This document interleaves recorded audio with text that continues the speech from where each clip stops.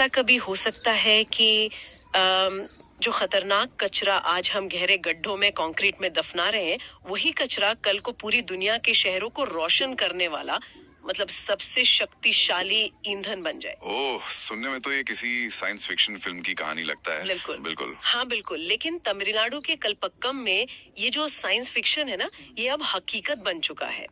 आज की इस गहरी चर्चा में हम एक बहुत ही मतलब जटिल लेकिन शानदार वैज्ञानिक उपलब्धि को डिकोड करने वाले हैं। हमारा मुख्य विषय है भारत के प्रोटोटाइप फास्ट ब्रीडर रिएक्टर, यानी जिसे हम पीएफबीआर कहते हैं, उसका क्रिटिकलिटी हासिल करना। और मैं ये स्पष्ट कर दूं कि ये केवल एक खबर भर नहीं है। ये ऊर्जा के क्षेत्र में एक बहुत बड़ा ऐतिहासिक मोड़ है। हमारे पास आज जो स्रोत सामग्री है, जिसमें कई सारे विस्तृत लेक्चर और वैज्ञानिक ट्रांसक्रिप्ट शामिल हैं, वो साफ बताती हैं कि कलपक्कम की ये जो जीत है, ये रातों रात नहीं मिली है। सही बात है। ये भारत के उस बहुत ही महत्वाकांक्षी 3 चरण वाली न्यूक्लियर मास्टर प्लान का हिस्सा है, जिसकी नींव असल में 1950 के दशक में ही रख दी गई थी। खैर, चलिए इसे थोड़ा आसान भाषा में समझते हैं। आखिर ये विषय इतना मायने क्यों रखता है? मतलब बात सिर्फ एक प्रयोगशाला या किसी एक मशीन की तो है नहीं। बिल्कुल नहीं। बात है आम इंसान के बिजली के बिल की, ये जो लगातार बढ़ता हुआ वैश्विक तापमान है उसकी, और कोयले जैसे जीवाश्म ईंधन से होने वाले उस भयानक प्रदूषण की। 2070 तक नेट जीरो कार्बन उत्सर्जन का जो लक्ष्य भारत ने रखा है ना, वो बिना न्यूक्लियर ऊर्जा के तो हासिल किया ही नहीं जा सकता। मैं सही कह रही हूँ ना? हाँ, एकदम 100%। ऐसा इसलिए है क्योंकि देखिए, पवन या सौर ऊर्जा जो है वो मौसम पर निर्भर करती है। सूरज नहीं निकला या हवा नहीं चली तो बिजली नहीं बनेगी। बेस लोड पावर की दिक्कत है। बिल्कुल। लेकिन न्यूक्लियर रिएक्टर 24 घंटे 7 दिन बिना कार्बन छोड़े बेतहाशा बिजली पैदा कर सकता है। लेकिन इस लक्ष्य तक पहुंचने के लिए ये समझना बहुत जरूरी है कि इस रिएक्टर के अंदर असल में होता क्या है। तो रिएक्टर कैसे काम करता है, इसकी बुनियादी इंजीनियरिंग समझे बिना कलपक्कम की इस कामयाबी को समझना मुझे लगता है लगभग नामुमकिन है। अगर हम इतिहास में थोड़ा पीछे जाएं, तो मुझे एनरिको फर्मी का वो प्रयोग याद आता है जहां उन्होंने यूरेनियम के एक कण को तोड़ने के लिए न्यूट्रॉन का इस्तेमाल किया था। इसे न्यूक्लियर फ्यूजन कहते हैं, है ना? हाँ, और यहाँ जो सबसे रोचक बात है वो ये है कि फर्मी ने इस प्रयोग में एक बहुत ही धीमी गति वाले न्यूट्रॉन का इस्तेमाल किया था। अच्छा। धीमी गति वाला क्यों? हाँ। क्योंकि इसका एक बहुत खास वैज्ञानिक कारण है। अक्सर लोग सोचते हैं कि किसी कण को तोड़ने के लिए बहुत जोर की टक्कर मारनी होगी, एकदम तेज रफ्तार से। हाँ, आम धारणा तो यही है कि हथौड़ी की तरह जोर से मारो। बिल्कुल, लेकिन परमाणु विज्ञान में ऐसा नहीं होता। अगर न्यूट्रॉन बहुत तेज गति से यूरेनियम 235 से टकराएगा, तो वो बस बिलियर्ड की गेंदों की तरह छिटक कर दूर चला जाएगा। ओह, अच्छा, तो उससे धीमा होना जरूरी है ताकि यूरेनियम उसे मतलब कैप्चर कर सके। जैसे अगर कोई 150 किलोमीटर प्रति घंटे की रफ्तार से बेसबॉल मेरी तरफ फेंके तो उसे पकड़ना बहुत मुश्किल है। हाँ, आप कैच नहीं कर पाएंगे। लेकिन अगर वो गेंद आराम से उछाली जाए तो मैं उसे आसानी से कैच कर सकती क्या बात है, ये एकदम सही एनालॉजी है। तो जब यूरेनियम का नाभिक उस धीमे न्यूट्रॉन को पकड़ लेता है तो वो अस्थिर हो जाता है और फिर 2 हिस्सों में टूट जाता है। इस टूटने से भयंकर ऊर्जा निकलती है। मुझे तो ये सुनकर सलमान खान की फिल्म जय हो का वो डायलॉग याद आ रहा है। कौन सा डायलॉग? वही जहाँ हीरो कहता है कि 3 लोगों की मदद करो और उनसे कहो कि वो आगे 3 और की मदद करें। न्यूक्लियर चेन रिएक्शन भी तो बिल्कुल ऐसे ही काम करता है ना? अरे हाँ, बिल्कुल सटीक उदाहरण है। जब एक यूरेनियम का कण टूटता है तो ऊर्जा के साथ साथ 3 नए न्यूट्रॉन बाहर निकलते हैं। फिर वो 3 न्यूट्रॉन आगे जाकर 3 और यूरेनियम कणों को तोड़ते हैं, फिर 9 न्यूट्रॉन निकलते हैं और ये सिलसिला एकदम गुणात्मक रूप से बढ़ता चला जाता है। और अगर इस जयो वाले फॉर्मूले को खुला छोड़ दिया जाए, मतलब उस पे कोई रोक टोक ना हो, तो ये एक अनियंत्रित परमाणु बम बन जाएगा। बाप रे। इसी विनाशकारी चेन रिएक्शन को पालतू बनाने के लिए या कह लें कंट्रोल करने के लिए न्यूक्लियर रिएक्टर नाम की मशीन बनाई जाती है। इसे ना एक कार के इंजन और रेडिएटर वाले सिस्टम की तरह समझा जा सकता है। अच्छा, तो इसमें फ्यूल कहाँ होता है? रिएक्टर के अंदर सबसे पहले फ्यूल रॉड्स होती हैं, जो यूरेनियम की बनी होती हैं। ये कार के इंजन की तरह है, जहां आग पैदा हो रही है। लेकिन कार में तो एक्सेलरेटर और ब्रेक भी होते हैं। रिएक्टर में इस भयंकर रिएक्शन को कंट्रोल कैसे किया जाता है? मतलब ब्रेक क्या है इसका? उसके लिए कंट्रोल रॉड्स होती हैं। ये बोरॉन या कैडमियम जैसे तत्वों से बनी होती हैं। आप समझ लीजिए कि ये रॉड्स न्यूट्रॉन की बहुत भूखी होती हैं। अच्छा, तो ये न्यूट्रॉन को खा जाती हैं? हाँ, लगभग ऐसा ही। जब इन्हें फ्यूल रॉड्स के बीच डाला जाता है तो ये फालतू न्यूट्रॉन्स को सोख लेती हैं और रिएक्शन धीमा हो जाता है। ये रिएक्टर का ब्रेक है और जब इन्हें बाहर खींचते हैं तो रिएक्शन तेज हो जाता है, जो एक्सीलरेटर का काम करता है। और वो जो मेरी बेसबॉल वाली एनालॉजी थी, उस हिसाब से तेज न्यूट्रॉन्स को धीमा करने के लिए भी तो कुछ चाहिए होगा ना रिएक्टर में? बिल्कुल चाहिए। उसके लिए मॉडरेटर होता है। मॉडरेटर? हाँ, जैसे कि भारी पानी, जिसे हेवी वाटर कहते हैं, या फिर ग्रेफाइट।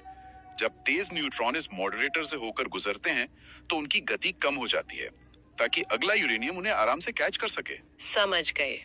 और अंत में इस पूरी गर्मी को बाहर निकालकर बिजली बनाने के लिए कूलेंट होता है। कलपक्कम के इस नए रिएक्टर में इसके लिए लिक्विड सोडियम का इस्तेमाल होता है। ये भयंकर गर्मी को सोखता है, पानी को उबालकर भाप बनाता है और उस भाप से टरबाइन घूमते हैं। लेकिन एक सवाल है, अगर ये कूलेंट काम करना बंद कर दे तो स्थिति बहुत डरावनी हो सकती है ना? बहुत ज्यादा डरावनी। फुकुशिमा न्यूक्लियर आपदा इसका सबसे बड़ा उदाहरण है। जो जापान में हुआ था। हाँ, भूकंप और सुनामी की वजह से बिजली कट गई और कूलेंट का बहना बंद हो गया। रिएक्टर को तुरंत बंद तो कर दिया गया था, लेकिन फ्यूल रॉड्स में जो बची हुई डिके हीट होती है, उसे बाहर निकलने का कोई रास्ता नहीं मिला। तो वो अंदर ही अंदर गर्म होता रहा? बिल्कुल। तापमान इतना बढ़ गया कि धातु पिघल गई और रेडियो एक्टिव पदार्थ बाहर आ गए। इसे ही मेल्टडाउन कहते हैं। ये याद दिलाता है कि इस मशीनरी को चलाना सच में किसी तलवार की धार पर चलने जैसा है। और इसी बात से हम कलपक्कम की आज की इस बड़ी खबर तक पहुंचते हैं। हर जगह चर्चा हो रही है कि कलपक्कम के रिएक्टर ने क्रिटिकलिटी हासिल कर ली है। तो ये क्रिटिकलिटी आखिर ये क्या बला है? देखिए, रिएक्टर के काम करने की 3 मुख्य स्थितियां होती हैं। पहली है सब क्रिटिकल। सब क्रिटिकल? हाँ, मान लिया जाए कि सर्दियों का मौसम है और बिजली की मांग काफी घट गई है, तब कंट्रोल रॉड्स को अंदर डाल दिया जाता है। इससे होता यह है कि न्यूट्रॉन पैदा कम होते हैं और सोखे ज्यादा जाते हैं, तो ऊर्जा का उत्पादन गिर जाता है। और गर्मियों में जब हर जगह एयर कंडीशनर चल रहे हो, तब शायद सुपर क्रिटिकल स्थिति चाहिए होगी जहां न्यूट्रॉन पैदा ज्यादा हो और सोखे कम जाए। वो सुपर क्रिटिकल स्थिति होती तो है, लेकिन वो केवल पावर बढ़ाने के दौरान कुछ समय के लिए इस्तेमाल होती है। इसे लगातार नहीं चला सकते। अच्छा, तो फिर मेन स्थिति कौन सी है? सबसे अहम स्थिति है क्रिटिकल होना। ये एक ऐसा बहुत ही नाजुक संतुलन है जहां जितने न्यूट्रॉन्स रिएक्शन में इस्तेमाल हो रहे हैं, ठीक उतने ही नए पैदा भी हो रहे हैं। मतलब न एक ज्यादा न एक कम। ओह, एकदम परफेक्ट बैलेंस। बिल्कुल। ये एक सेल्फ सस्टेनिंग यानी स्वयं चलने वाली स्थिति है। कलपक्कम के रिएक्टर ने बिना किसी ऑपरेटर के लगातार दखल के ये सटीक संतुलन हासिल कर लिया है। यही क्रिटिकलिटी है। लेकिन एक सेकंड रुकिए। कंट्रोल रॉड्स को बस ऊपर नीचे करके संतुलन बनाना, ये सुनने में तो कोई बहुत बड़ी रॉकेट साइंस नहीं लगता। इसमें इतना जश्न मनाने वाली क्या बात है? ये तो बस एक तरह से गाड़ी चलाने जैसा ही हुआ ना? नहीं नहीं, गाड़ी चलाने और रिएक्टर चलाने में जमीन आसमान का फर्क है। वो कैसे? क्योंकि रिएक्टर के अंदर एक अदृश्य रासायनिक युद्ध चल रहा होता है। 1986 के चेरनोबिल हादसे की असल वजह यही थी।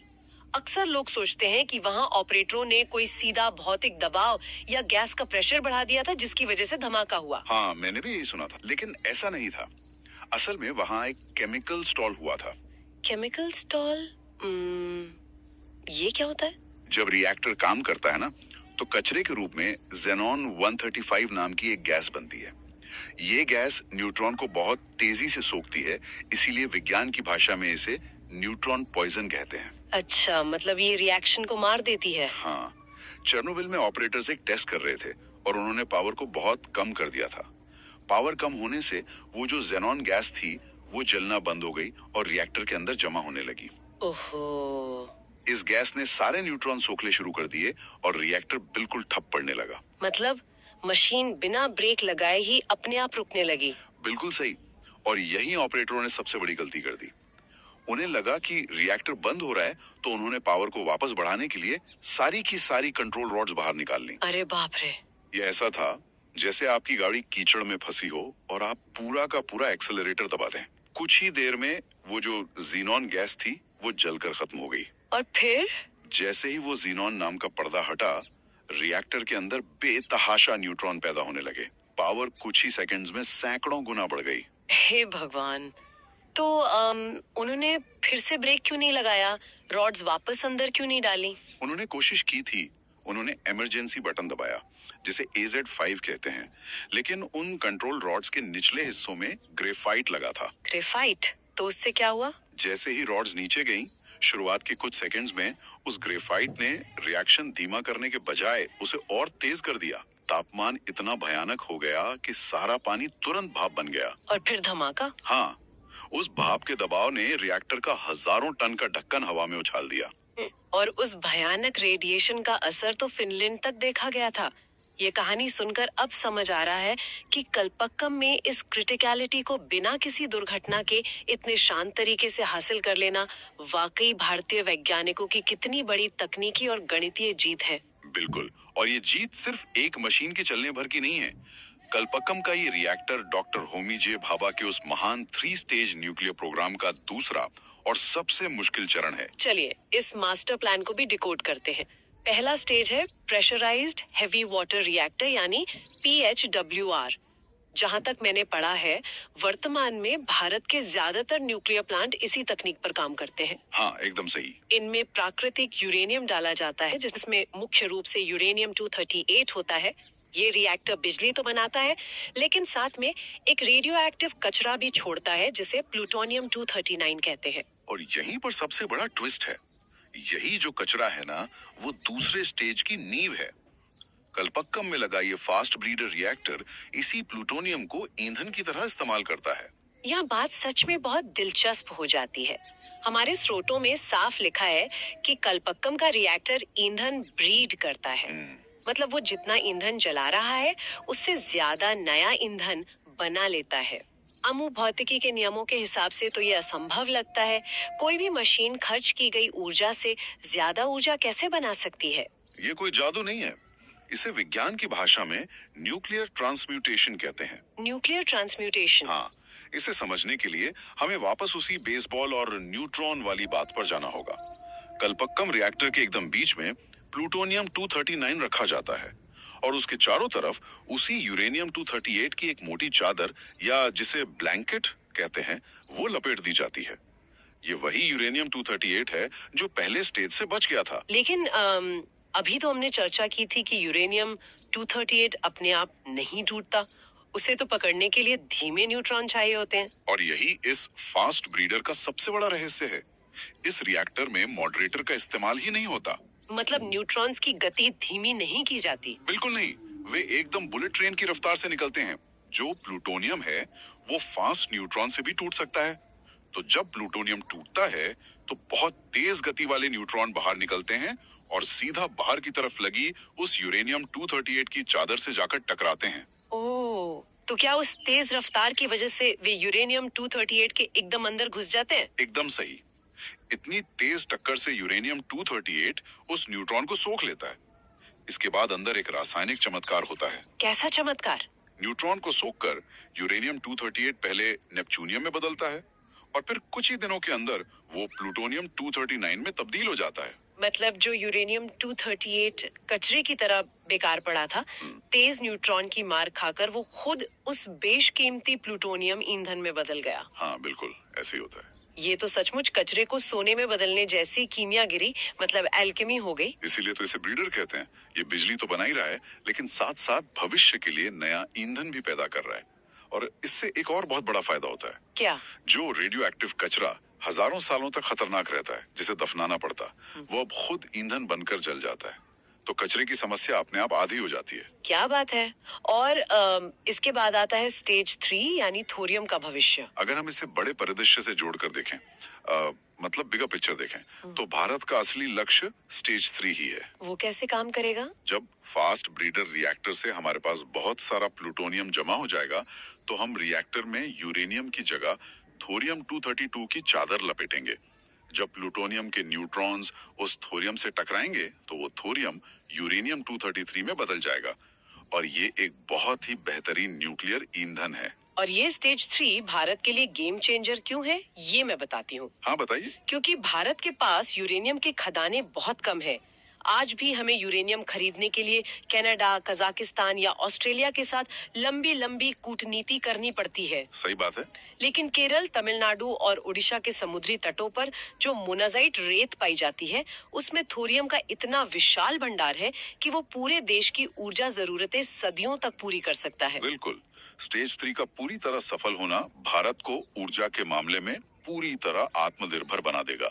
हमें फिर किसी दूसरे देश के सामने हाथ नहीं फैलाना पड़ेगा। तकनीक का ये सफर तो वाकई दिमाग की नसें खोल देने वाला है। लेकिन अमन, अब जरा एक व्यवहारिक चुनौती की ओर मुड़ते हैं। भारत ने 2047 तक 100 गीगावाट न्यूक्लियर ऊर्जा पैदा करने का लक्ष्य रखा है। क्या कलपक्कम जैसे इतने बड़े बड़े रिएक्टर्स लगाकर इतना बड़ा लक्ष्य समय पर हासिल किया जा सकता है? एक बड़ा प्लांट बनने में ही 15-20 साल लग जाते हैं। उफ, ये एक बहुत ही जायज चिंता है। 100 गीगावाट का लक्ष्य केवल पारंपरिक विशाल रिएक्टर से पूरा नहीं हो सकता, ये तो तय है। तो फिर क्या रास्ता है? इसके लिए न्यूक्लियर उद्योग को अपनी रणनीति बदलनी होगी और यहीं पर यूरेनियम एनरिचमेंट और छोटे रिएक्टर्स की भूमिका सामने आती है। ये यूरेनियम एनरिचमेंट क्या होता है? मैंने बहुत बार खबरों में सुना है। देखिए, साधारण प्राकृतिक यूरेनियम में जो ऊर्जा पैदा करने वाला U235 होता है, वो केवल 0.7% होता है। बाकी का 99% U238 होता है। अच्छा, बहुत कम है। हाँ, तो इस U235 के प्रतिशत को मशीनरी के जरिए, जैसे सेंट्रीफ्यूज के जरिए बढ़ाने की प्रक्रिया को एनरिचमेंट कहते हैं। अगर ये 5% तक बढ़ाया जाए तो इसे लो एनरिच्ड यूरेनियम या LEU कहते हैं। हमारे आम रिएक्टर्स इसी पर चलते हैं। और अगर इस प्रतिशत को और ज्यादा बढ़ा दिया जाए तो? अगर इसे 5% से 20% के बीच रखा जाए तो इसे HALEU यानी हाई एसे लो एनरिच्ड यूरेनियम कहा जाता है। ये बहुत शक्तिशाली होता है और अगर यही एनरिचमेंट 90% से ऊपर चला जाए तो वो वेपन्स ग्रेड बन जाता है। सीधी सी बात है, उससे परमाणु बम बनते हैं। ओहो, यही कारण है कि ये पूरी दुनिया में कूटनीति का सबसे संवेदनशील मुद्दा है। बिल्कुल। हमारी स्रोत सामग्री में इस बात का स्पष्ट जिक्र है कि हाल ही में ईरान ने दावा किया था कि उन्होंने 60% एनरिचमेंट का स्तर छू लिया है। हाँ, ये खबर आई थी। विधियों की रिपोर्ट भी सामने आई है। ये जानकारी साफ दिखाती है कि जब कोई देश 20% के ऊपर जाता है तो पूरी दुनिया के रडार पर खतरे की घंटी क्यों बजने लगती है। सही कह रही हैं। मतलब 60% का मतलब है कि हथियारों वाले ग्रेड तक पहुंचना अब बस कुछ ही हफ्तों का खेल रह गया है। ये कड़वी सच्चाई है।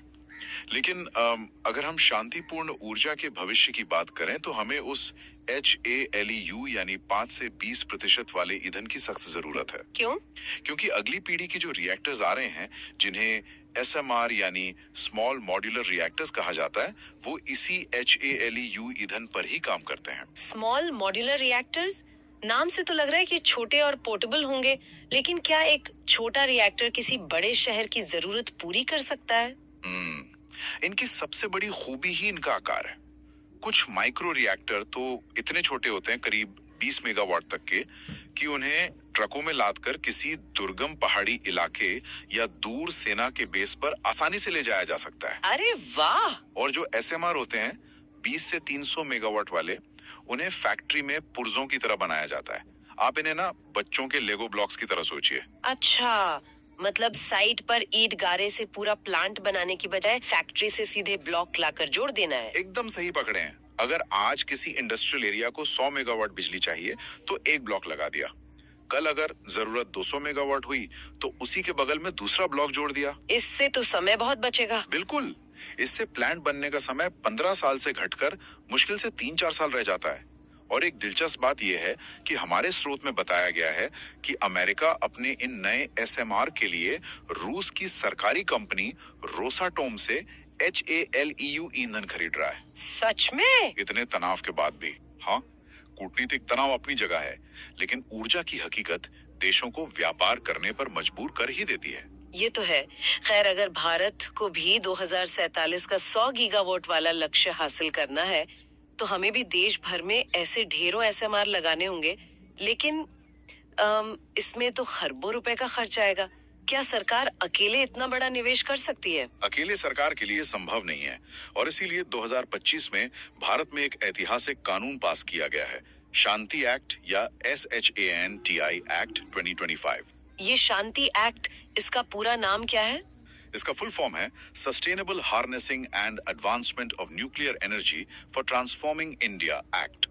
इस कानून ने 1962 से चले आ रहे एटॉमिक एनर्जी एक्ट के उस नियम को पूरी तरह खत्म कर दिया है जिसके तहत न्यूक्लियर ऊर्जा पर 100% सरकारी एकाधिकार यानी मोनोपोली थी। मतलब अब तक कोई प्राइवेट कंपनी रिएक्टर नहीं बना सकती थी भारत में? नहीं, बिल्कुल नहीं। लेकिन शांति एक्ट के बाद अब पब्लिक प्राइवेट पार्टनरशिप यानी पीपीपी का रास्ता खुल गया है। तो क्या इसका मतलब यह है कि अब प्राइवेट कंपनियां अपने खुद के न्यूक्लियर रिएक्टर चलाएंगी? सुरक्षा के लिहाज से ये तो थोड़ा खतरनाक लगता है। कोई भी कंपनी अपना रिएक्टर लगा लेगी? नहीं नहीं, मॉडल ऐसा नहीं है।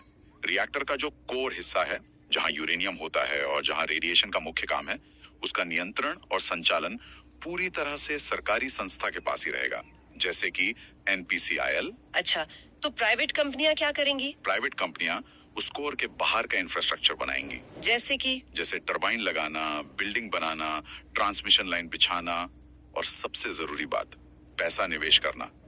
इस तरह सरकार की सुरक्षा और प्राइवेट सेक्टर की रफ्तार दोनों का बेहतरीन फायदा मिलेगा। समझ गई। तो इस सब का असल में मतलब क्या है?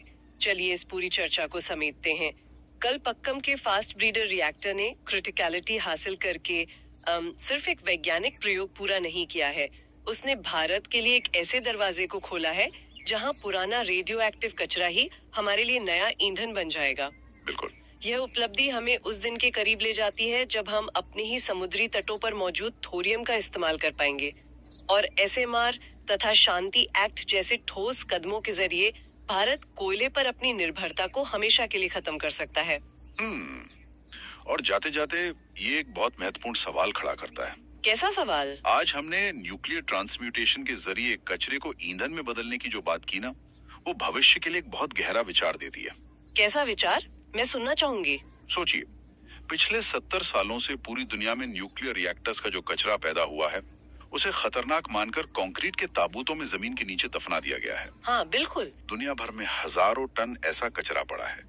लेकिन अगर कलपक्कम जैसी फास्ट ब्रीडर तकनीक बड़े पैमाने पर सफल हो जाती है, तो क्या भविष्य में हमें पहाड़ों को चीरकर यूरेनियम की नई खदानें खोजने की जरूरत ही पड़ेगी? अरे ये तो बहुत ही चौंकाने वाला नजरिया है। क्या ऐसा हो सकता है कि 20वीं सदी के वो डरावने कचरे के डंपिंग ग्राउंड 22वीं सदी की सबसे बड़ी ऊर्जा की खदानें बन जाएं? क्या उसी दफनाए गए कचरे को वापस निकालकर हमारी आने वाली पीढ़ियों के शहरों को रोशन किया जाएगा? विज्ञान हर कचरे को संसाधन में बदलने की ताकत रखता है, बस हमारे पास सही तकनीक होनी चाहिए। यह एक ऐसा विचार है जो सचमुच लंबे समय तक दिमाग में गूंजता रहेगा।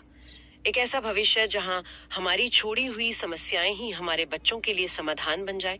विज्ञान की इसी खूबसूरती और असीम संभावनाओं के साथ आज की इस गहरी चर्चा को यहीं विराम देते हैं। हमारे साथ जुड़ने के लिए बहुत बहुत धन्यवाद और हमेशा इसी तरह नए सवालों के जवाब तलाशने के लिए जिज्ञासु बने रहें।